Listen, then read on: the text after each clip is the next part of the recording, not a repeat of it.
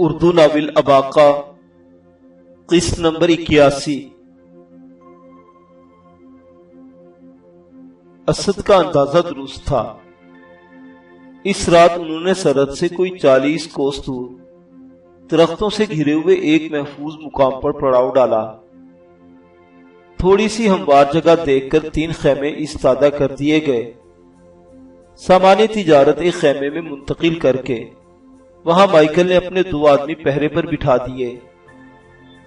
اسد، اباقہ اور مائیکل ایک ہی خیمے میں تھے۔ کھانا کھا کر جب سب لوگ سونے کی تیاری کر رہے تھے، اباقہ ٹہلتا ہوا پڑاؤ سے آگے نکل گیا۔ آسمان پر چاند چمک رہا تھا، تاروں کی محفل سجی تھی، جنگلی پھولوں کی خوشبو سے لدی ہوئی شاخوں سے ہوا اٹکلیاں کر رہی تھی۔ لیکن آج یہ سب کچھ اباقہ کو اچھا نہیں لگا۔ اس ماحول پر جیسے کسی نے اداسی کی مہر لگا دی تھی۔ رہ رہ کر اباقہ کو مارینا کی جدائی کا منظر یاد آتا تھا۔ عجیب عجیب وسوسے اس کے دماغ میں سر اٹھا رہے تھے۔ جاتی دفعہ اس نے ایک نظر بھی تو اس کو نہیں دیکھا تھا۔ حالات نے انہیں کہاں سے کہاں لا پھینکا تھا۔ ایک وقت تھا کہ ان کے درمیان صرف ایک رات کا فاصلہ تھا، ایک رات کی چند گھڑیوں کا فاصلہ۔ صبح وہ ایک بندھن میں بندھنے والے تھے۔ اس وقت وہ چند گھڑیاں بھی انہیں گزارنی کتنی مشکل محسوس ہو رہی تھی۔ لیکن اب قدرت نے ماہوں سال کا انتظار دے کر 2 مختلف سمتوں کو روانہ کر دیا تھا۔ شاید اسی ستم ظریفی کا نام زندگی تھا۔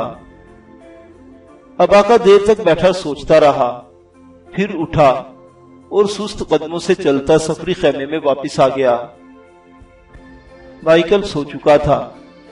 اسد شمعدان کی روشنی میں کوئی کتاب پڑھ رہا تھا۔ اباقہ نے اپنا بستر کھولا اور خیمے کے ایک کونے میں بچھانے لگا۔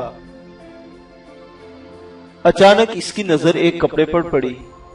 اس نے کپڑے کی تہیں کھولی تو ایک کاغذ اور بالوں کی ایک ریشمی لٹ پھیل کر اس کی جھولی میں آ گری۔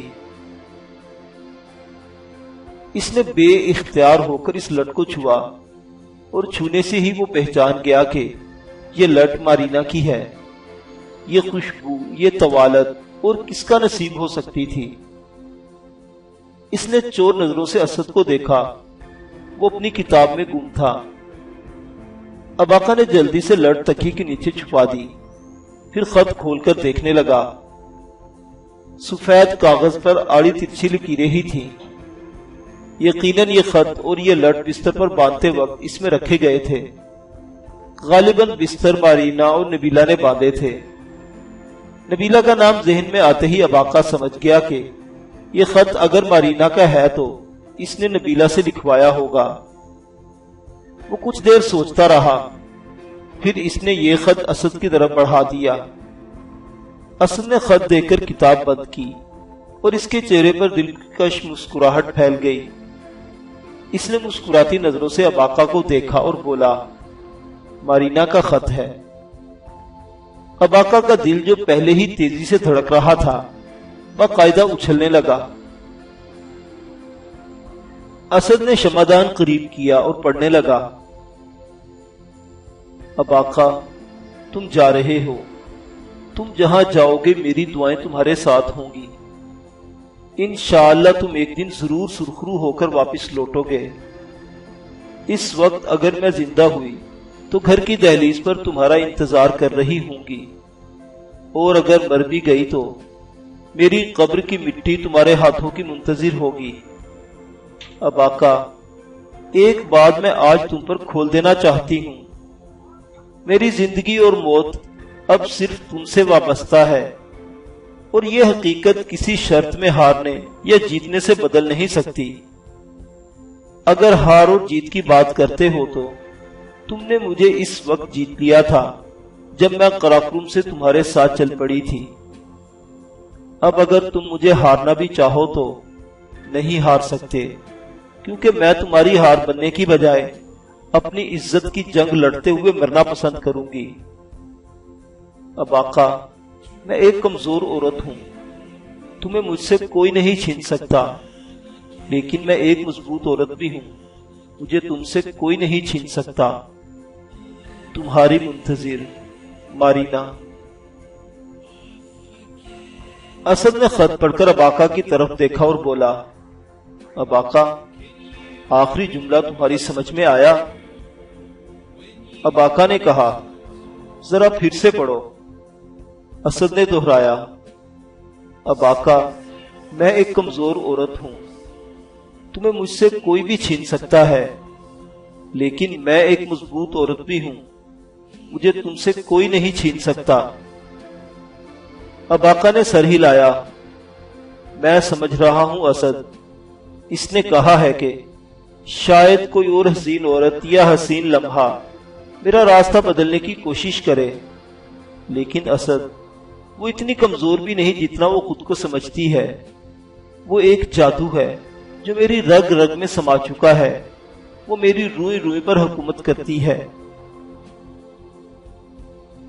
جذبات اور مسرت میں یہ بات خود بخود اباقہ کی زبان سے نکل گئی تھی۔ اسد حیرت سے اسے دیکھ رہا تھا، اسے لگ رہا تھا جیسے اس وحشی کے اندر دھیرے دھیرے کوئی شاعر حلول کر رہا ہے۔ وحشی شاعر۔ اس نے دل میں اباقہ کو ایک مناسب نام دیا اور خود ہی مسکرا اٹھا۔ اباقہ نے خیمے کے نیمواں دروازے سے باہر جھانکا۔ ان کے چھوٹے سے پڑاؤ پر چاندنی ٹوٹ کر برس رہی تھی۔ کچھ ہی دور مائیکل کے دونوں گونگے جانباز مجسموں کی طرح بے حرکت کھڑے پہرا دے رہے تھے۔ ایک چمکدار سیاہ گھوڑی درخت کی ایک شاخ پر منہ مارنے کی کوشش کر رہی تھی۔ یہ گھوڑی، یہ پہرے دار، یہ چاندنی اور یہ خیمے، سب کچھ اباقہ کو بھلا لگا۔ ہر شے اچانک ہی حسین ہو گئی تھی۔ اس کے اندر ایک نئی ترنگ جاگ رہی تھی، آگے بڑھنے کی ترنگ، مشکلیں سر کرنے اور پھر فتح کا پھریرا لہراتے ہوئے واپس آنے کی ترنگ۔ وہ ایک چمکیلی صبح تھی۔ زمین پر برف کی دبیز چادر نے اسے اور چمکیلا بنا دیا تھا۔ ماسکو اس زمانے میں بلندی پر واقع ایک عام سا شہر تھا، اور اس جگہ واقع تھا جہاں اب کریملن کی عمارتیں ہیں۔ ماسکو اور نگلی نایا ندیوں کا سنگم عین اس شہر کے دامن میں تھا۔ شہر پناہ سے باہر دور تک درختوں کا سلسلہ تھا۔ ان درختوں پر برف نے گھونسلے بنا رکھے تھے۔ ایک کھلی جگہ پر چند نوجوان لڑکیاں کھیل کود میں مصروف تھیں۔ یہ سب شاہی خاندان سے تعلق رکھتی تھیں۔ ان کے محافظ گھوڑوں پر سوار کچھ فاصلے پر مؤدب کھڑے تھے۔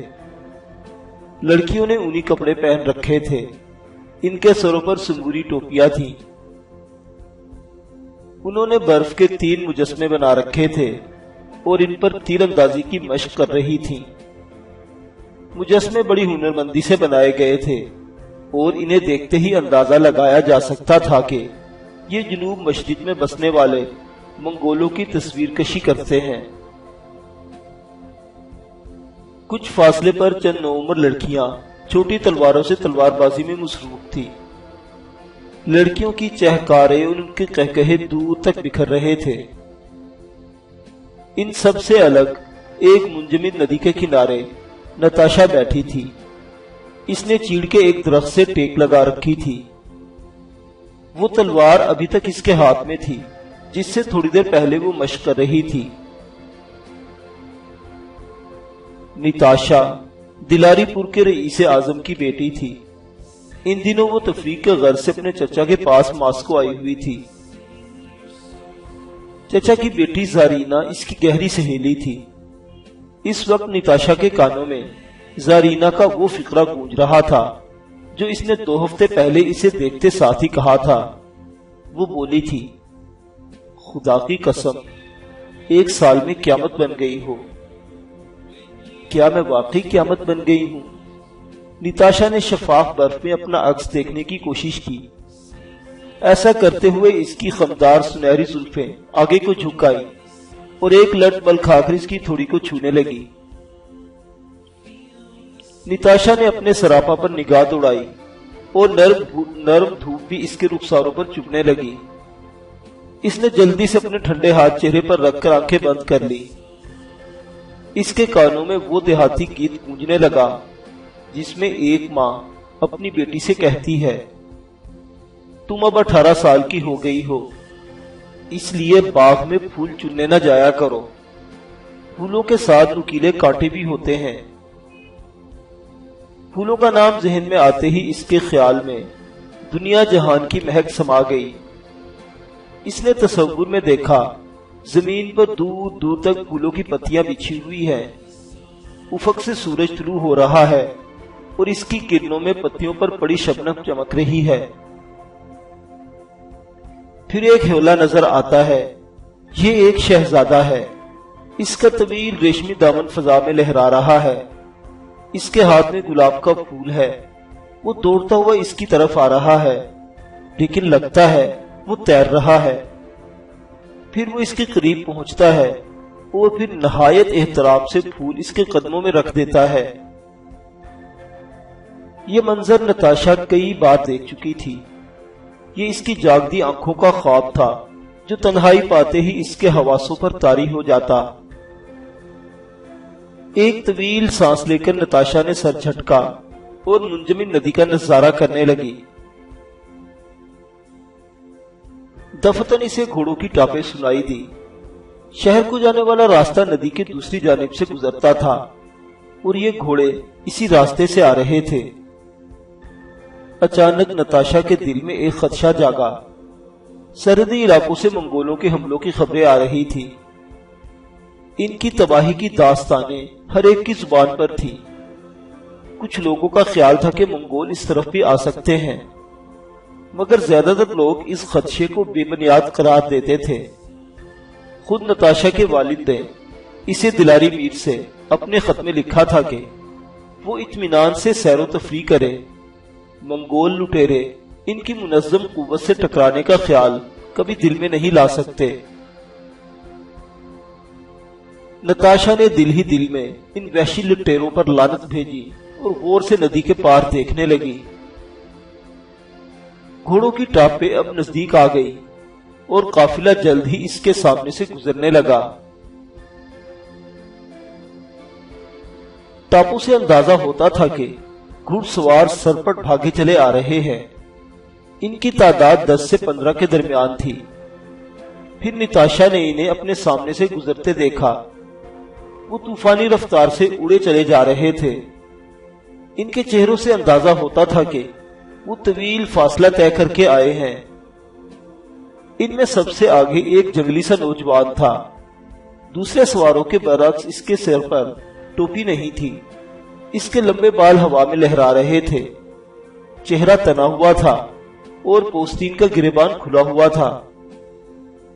پلک جھپکتے میں گھڑ سوار اس کے سامنے سے گزر کر درختوں میں اوجھل ہو گئے۔ اب صرف ان کے گھوڑوں کی ٹاپوں کی آواز سنائی دے رہی تھی۔ نتاشا کی نگاہوں میں اس نوجوان کا چہرہ گھوم رہا تھا۔ وہ خوبصورت نہیں تھا، مگر اس کے انداز میں عجیب طرح کشش تھی۔ یوں لگتا تھا کہ ہوا کا ایک منہ زور جھونکا اس کے آگے سے گزر گیا ہے، یا شہاب ثاقب ہے جو چمکیلی لکیر کھینچتا ہوا اس کے سامنے سے نکلا ہے۔ نتاشا سوچنے لگی، نہ جانے یہ کون لوگ ہیں اور کہاں جا رہے ہیں۔ ان کا رخ تو شہر کی طرف ہی تھا، لیکن ممکن تھا انہیں آگے جانا ہو۔ یوں ہی دل لگی کے لیے نتاشا سوچنے لگی، یہ نوجوان جو اس نے دیکھا ہے اس کے خوابوں کے شہزادے سے کسی حد تک ملتا ہے۔ اس نے تصور ہی تصور میں موازنہ کیا اور پھر خود ہی ہنس دی۔ ان دونوں میں کوئی مطابقت نہیں تھی۔ نتاشا، زرینہ نے زور سے آواز دی، چلو واپس چلیں۔ نتاشا اپنی جگہ سے اٹھی اور پتھر پھلانگتی ہوئی اپنی سہیلیوں کے پاس پہنچ گئی۔ نتاشا نے اپنے کمرے میں آ کر گھڑ سواری کا لباس تبدیل کیا۔ اب اس کے جسم پر خوبصورت پھولوں والا لباس نظر آ رہا تھا۔ ایک گرم شال اس نے کندھوں پر پھیلائی اور آئینے میں اپنا جائزہ لینے لگی۔ اس وقت اسے نچلی منزل پر کچھ آوازیں سنائی دی، یوں لگتا تھا کہ کچھ لوگ جھگڑ رہے ہیں۔ نتاشا نے دروازہ کھولا اور برآمدے میں آ گئی۔ اس وقت زارینہ بھی بال سنوارتی ہوئی اپنے کمرے سے نکل آئی۔ ان دونوں نے نیچے نشست گاہ میں دیکھا۔ نیچے کا منظر دیکھ کر نتاشا دم بخود رہ گئی۔ وہ جنگلی نوجوان جسے اس نے نگلی نایا ندی کے کنارے دیکھا تھا، اب 3-4 ساتھیوں کے ساتھ ان کی نشست گاہ میں موجود تھا، لیکن اس طرح کے نتاشا کا خون کھول کر رہ گیا۔ اس کے چچا صرف ایک زیر جامہ پہنے ان کے درمیان کھڑے تھے۔ 2 آدمیوں نے انہیں بازوؤں سے تھام رکھا تھا۔ نشست گاہ کے دروازے اندر سے بند تھے اور کوئی محافظ نظر نہیں آ رہا تھا۔ جو ایک شناسا چہرہ نتاشا کو نظر آیا وہ محل کی باورچن کا 7-8 سالہ لڑکا تھا۔ وہ اپنی میلی کچیلی مور کے پر والی سرخ ٹوپی پہنے ہونکوں کی طرح ایک ایک کا چہرہ دیکھ رہا تھا۔ جنگلی کے ہاتھ میں تلوار تھی جس کی نوک اس نے نتاشا کے چچا آئیوان کے اڑیاں پیٹ سے لگا رکھی تھی۔ آئیوان شہر کے نائب رئیس تھے۔ ان کے ساتھ یہ سلوک حیران کن تھا۔ لگتا تھا ان لوگوں نے ان کو بستر سے گھسیٹ کر نکالا ہے۔ وہ سخت غصے میں دکھائی دیتے تھے۔ گرج کر بولے، کیا کرو گے؟ زیادہ سے زیادہ مجھے قتل کر ڈالو گے، لیکن میں یہ حکم جاری نہیں کروں گا۔ میں یہ حکم جاری کرنے کا مجاز ہی نہیں۔ بے وقت خود آئیں گے تو یہ سب کچھ ہوگا۔ جنگلی کا ایک ساتھی جو مقامی تھا اور کوئی فوجی افسر دکھائی دیتا تھا تیزی سے بولا، جناب آئیوان، آپ ضابطے کی کارروائی میں الجھیں گے تو بہت نقصان اٹھائیں گے۔ شہر کی اینٹ سے اینٹ بچ جائے گی۔ آپ اس نازک ترین صورتحال کو سمجھنے کی کوشش کریں۔ آئیوان نے لاپرواہی سے اپنا ہاتھ ہلایا۔ تباہ ہو جائے سب کچھ، میں کہتا ہوں پورا شہر راکھ ہو جائے، مجھے کچھ نہیں لینا۔ اور جو کچھ تم نے میرے ساتھ کیا ہے اس کا تم سے ایسا حساب لوں گا کہ یاد کرو گے۔ فکرہ ختم کر کے آئیوان نے زور سے ہچکی لی اور آگے پیچھے جھولنے لگا۔ وہ شاید نشے میں دکھائی دیتا تھا۔ زارینہ اور نتاشا کے لیے یہ سب دیکھنا اب ناممکن ہو رہا تھا۔ زارینہ نے چیخ کر باپ کو آواز دی اور وہ دونوں تیزی سے سیڑھیاں اترتی ہوئی نیچے آ گئی۔ محافظوں کو آوازیں دینا فضول تھا۔ نتاشا فوجی افسر پر چیخی، کون ہو تم؟ اور نائب رئیس سے یہ کیا بےہودگی ہو رہی ہے؟ فوجی افسر سینے پر ہاتھ رکھ کر تھوڑا سا جھکا اور بولا، محترمہ، میرا نام مائیکل ہے، مائیکل ہوورتھ۔ میں آپ کو خوفزدہ نہیں کرنا چاہتا، لیکن یہ ایک حقیقت ہے کہ منگولوں کے ہراول دستے کسی بھی وقت شہر تک پہنچنے والے ہیں۔ نتاشا اور زارینہ کے منہ سے ہلکی سی چیخ نکل گئی۔ نتاشا بولی، یہ تم کیسے کہہ سکتے ہو؟ مائیکل بولا، آپ مجھے نہیں جانتی مس نتاشا، لیکن میں آپ کو جانتا ہوں۔ آپ رئیس اعظم کنیا زیوی کی صاحبزادی ہیں۔ دراصل صورتحال بہت مخدوش ہے مس نتاشا۔ ہم نے راستے میں سوزال اور روستوف کے تباہ شدہ کھنڈر دیکھے ہیں۔ منگولوں نے ان شہروں کو حسرت ناک انجام سے دوچار کیا ہے۔ کیا کہہ رہے ہو تم؟ نتاشا اور زارینہ ایک ساتھ بولی۔ انہیں یقین نہیں آ رہا تھا کہ یہ فوجی افسر ٹھیک کہہ رہا ہے۔ اور سوزاؤف اور روستوف جیسے شہر تاراج ہو گئے ہیں۔ مائیکل سلسلہ کلام جاری رکھتا ہوا بولا، اور اب وہ ماسکو کی طرف بڑھ رہے ہیں۔ یہاں سے 3 منزل کے فاصلے پر ہم نے ان کے ہراول دستوں کا پڑاؤ دیکھا ہے۔ آپ یقین کریں، شہر کی سلامتی اس وقت شدید خطرے میں ہے۔ نتاشا اور زارینہ کے چہروں پر تاریک سائے لہرانے لگے۔ زارینہ ہونٹوں پر زبان پھیر کر بولی، لیکن میرے والد کا اس میں کیا قصور ہے؟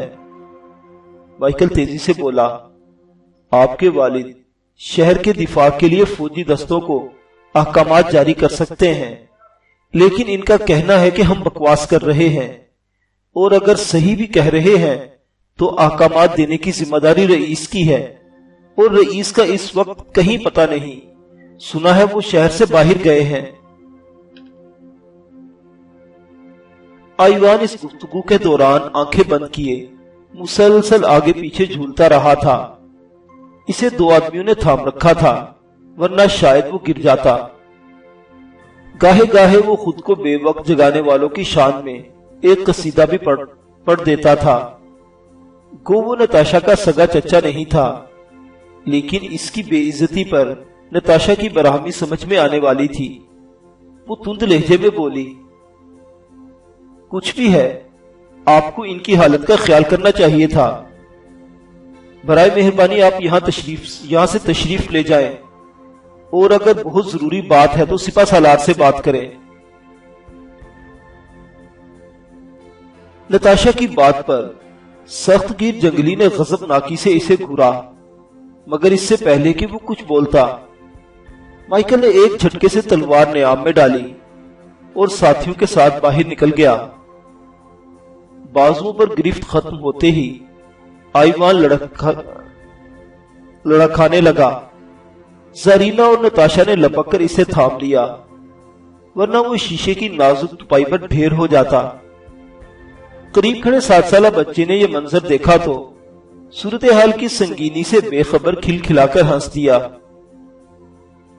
زرینا اور نتاشا نے اسے قہر آلود نظروں سے گھورا تو وہ یکدم سہم گیا اور کان لپیٹ کر دروازے سے باہر نکل گیا۔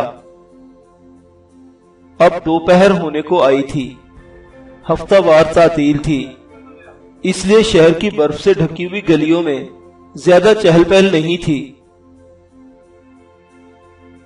مائیکل، اباقہ اور اسد وغیرہ نائب رئیس کے ذاتی محافظ کے ساتھ سپہ سالار کی رہائش گاہ پر پہنچے۔ مائیکل نے اپنے شناختی کاغذات کے ساتھ محافظ کو اندر بھیجا اور اس سے کہا کہ سپہ سالار سے کہا جائے کہ ایک فوری نوعیت کے مسئلے پر گفتگو کے لیے ملاقات نہایت ضروری ہے۔ کافی انتظار کے بعد محافظ واپس آیا۔ اس نے کہا، میں قلعے سے ہو کر آ رہا ہوں، وہاں نہ تو سپہ سالار کی سواری موجود ہے اور نہ وہ خود۔ مائیکل پریشانی سے محافظ کی طرف دیکھنے لگا۔ محافظ کندھے اچکا کر بولا، میں اس سلسلے میں کیا کہہ سکتا ہوں؟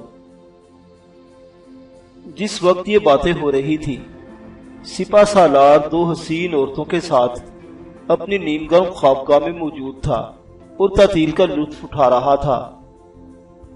وہ ان سے چند گز دور تھا، لیکن وہ اس کی موجودگی سے بے خبر تھے، اسی طرح جیسے سپہ سالار اس تباہی سے بے خبر تھا جو تیزی سے اس کی طرف اور اس کی شہر کی طرف پڑ رہی تھی۔ نیلا آسمان خاموش تھا، چمکتا ہوا سورج جیسے ایک جگہ ٹھہر گیا تھا۔ دور اوپر اڑتا ہوا کوئی پرندہ بے قراری سے چلا رہا تھا۔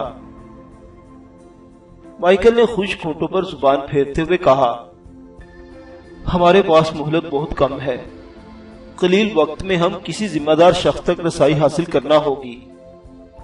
اس نے اسد اور اباقہ کو نائب رئیس کے محافظ کے ساتھ قلعے کی طرف روانہ کیا اور خود 3 ساتھیوں کے ساتھ اعلیٰ فوجی افسر کی رہائش گاہ کی طرف چل دیا۔ یورک کے علاوہ توتم خان بھی اس کے ساتھ تھا۔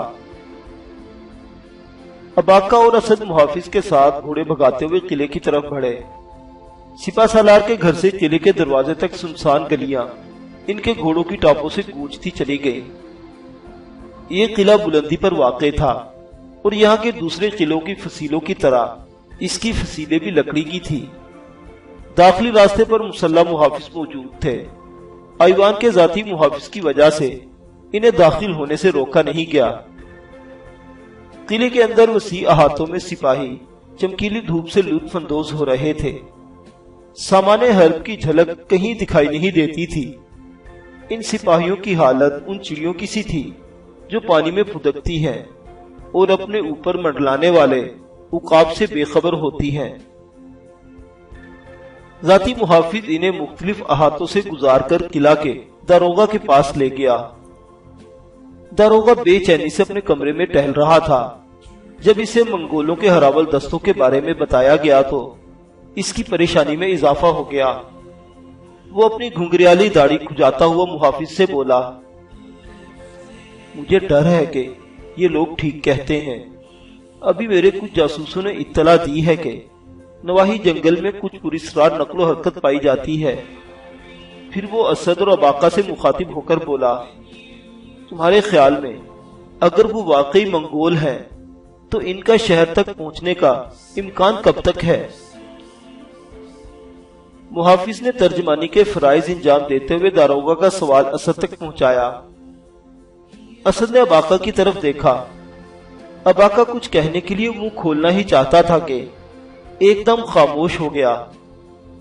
اس کے حساس کان ہوا کی لہروں پر ایک ہلچل محسوس کر رہے تھے۔ پھر وہ ایک دم مڑا اور قلعے کی فصیل کی طرف بھاگا۔ فصیل پر چڑھ کر اس نے نیچے دیکھا، لیکن وہاں اسے کچھ نظر نہ آیا۔ وہ تیزی سے سیڑھیاں چڑھتا ہوا ایک برجی کی طرف لپکا۔ برجی پر پہنچتے ہی اس کی نظر دور تک دیکھنے کے قابل ہو گئی اور اس کے ساتھ ہی اس کے جسم میں سنسناہٹ دوڑ گئی۔ قلعے سے صرف ایک کوس دور گھنے جنگل میں بے شمار نقطے حرکت کر رہے تھے۔ منگولوں کا ہلاکت خیز سیلاب قہر الہی کی طرح ماسکو کی طرف لپک رہا تھا۔ تھوڑی ہی دیر میں زمین لرزنے کو تھی، ہتھیار چمکنے کو تھے اور خون اچھلنے کو تھا۔ بے شمار چیخیں ابھی سے اباقہ کے کانوں میں گونج رہی تھی۔ اس نے نیچے دیکھا اور حلق پھاڑ کر چیخا، منگول آ گئے۔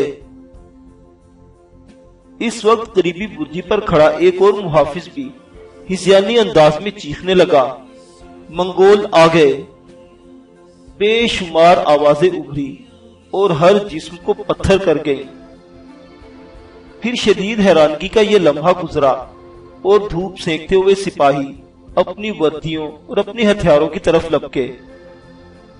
مائیکل اس وقت 5000 سردار رودولف سے گفتگو کر رہا تھا جب اچانک زمین ہلنے لگی اور چیخو پکار کی آوازیں سنائی دینے لگی۔ سردار یورک بھی مائیکل کے ساتھ تھا۔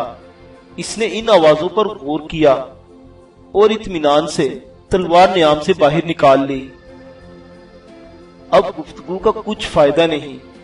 اس نے ترجمان سے کہا، ہمارے دوست پہنچ چکے ہیں۔ دوستوں سے اس کی مراد منگول تھے۔ ترجمان نے یہ بات مائیکل تک پہنچائی اور ان کے چہرے بھی سفید ہو گئے۔ دفتن کمرے سے باہر ایک آہٹ سنائی دی اور ایک زخمی سپاہی اس طرح بھاگتا ہوا اندر داخل ہوا کہ اس نے اپنی آنتیں اپنے ہاتھوں میں اٹھا رکھی تھی۔ وہ چیخ کر رودولف سے بولا، آقا، محل کو آگ لگ گئی ہے، اپنی جان بچائیے۔ پھر وہ تیورا کر گرا اور ساکت ہو گیا۔ یورک، توتم اور مائیکل تلواریں سود کر باہر نکلے۔ انہوں نے ایک 8 سالہ بچی کو دیکھا جس کے لبادے میں آگ لگی ہوئی تھی اور وہ چیختی ہوئی صحن میں چکرا رہی تھی۔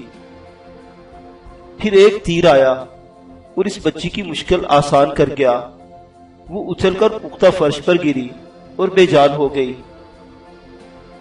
سردار یورک نے دیکھا کہ تاتاری سپاہی محل کی دیواریں پھلانگ پھلانگ کر اندر داخل ہو رہے ہیں۔ ان کے جسموں پر سمور کے لبادے اور سر پر آہنی خودیں تھیں جن پر جانوروں کے سینگ لگے ہوئے تھے۔ ان کے چہرے جوش اور غضب سے تمتما رہے تھے، پاچھوں سے جھاگ بہ رہی تھی اور آنکھیں انگاروں کی طرح روشن تھی۔ یورک کو یاد آ گیا جب وہ بھی ایسے ہی بے قابو وحشیوں کے ساتھ دشمن پر حملہ بولا کرتا تھا، شراب کے نشے میں دھت اور خون کی پیاس سے بے قرار۔ اسے معلوم تھا محل میں سپاہیوں کے پیچھے کم از کم 5 گنا سپاہی اور موجود ہوں گے، لہٰذا ان سے تلوار زنی کرنا خودکشی کرنے کے مترادف تھا۔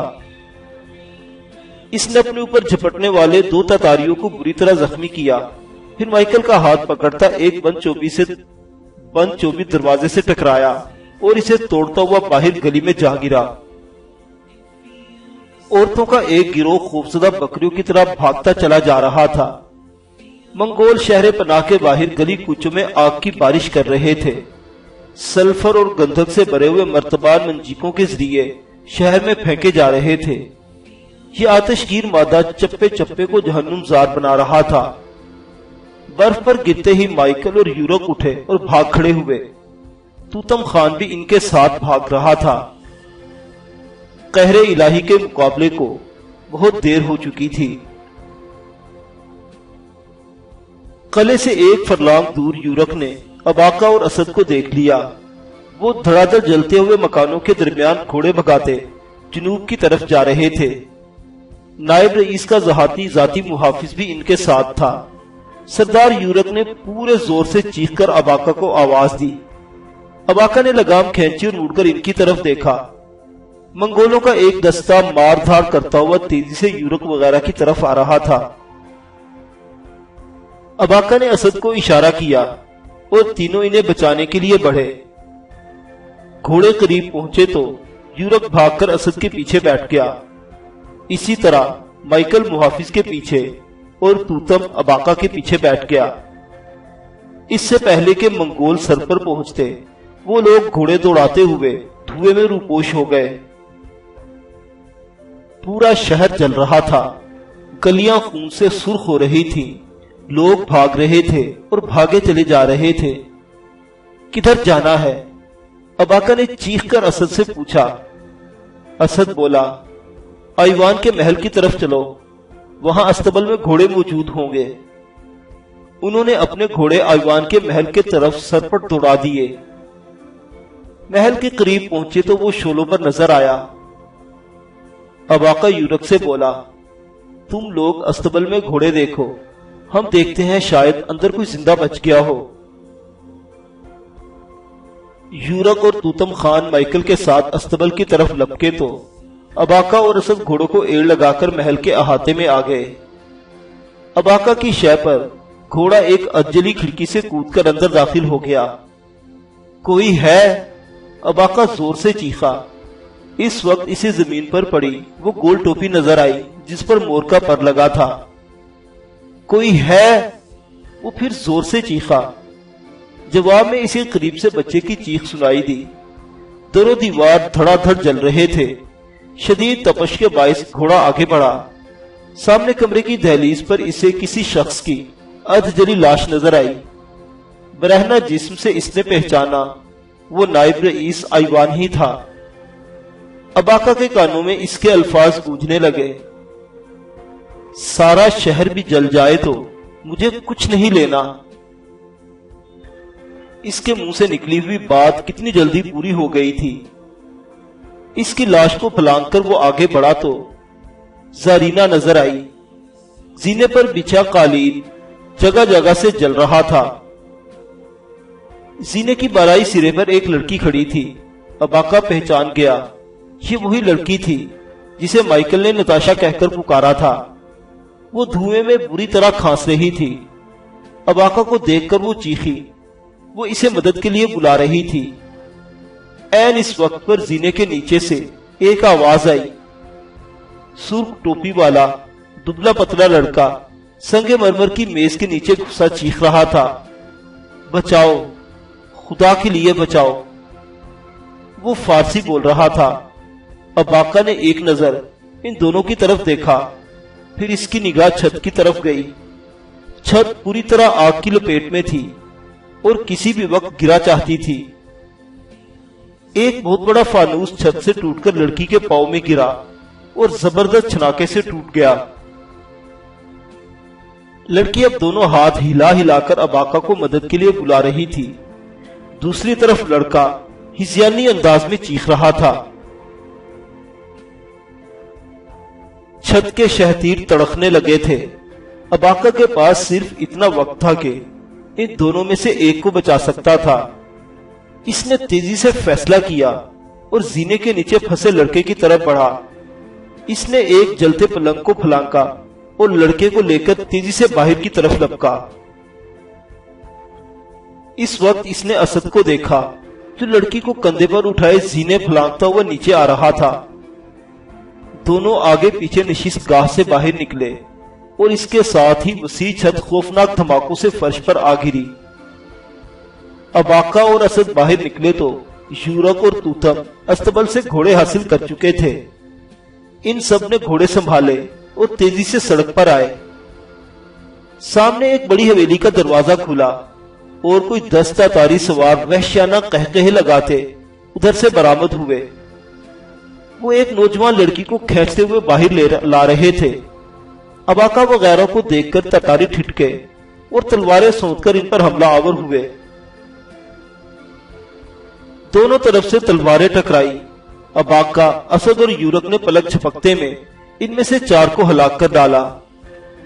शायद थोड़ी सी मोहलत मिलती तो इनमें से एक भी जिंदा न बचता, लेकिन इस वक्त अकब से घोड़ों की आवाजें आने लगी। सरदार यूरक चिल्लाया, भागो! उन्होंने घोड़ों को एड़ लगाई और तेजी से आगे बढ़े। जाते जाते सरदार यूरक ने ताक कर नेजा फेंका जो 2 सिपाहियों की गिरफ्त में मचलती लड़की के सीने से पार हो गया। सरदार यूरक जानता था कि इसने लड़की पर एहसान किया है। वहशी मंगोल कब्जे में आई हुई नौजवान औरतों से जो सलूक करते थे वो लर्जा खेज होता था।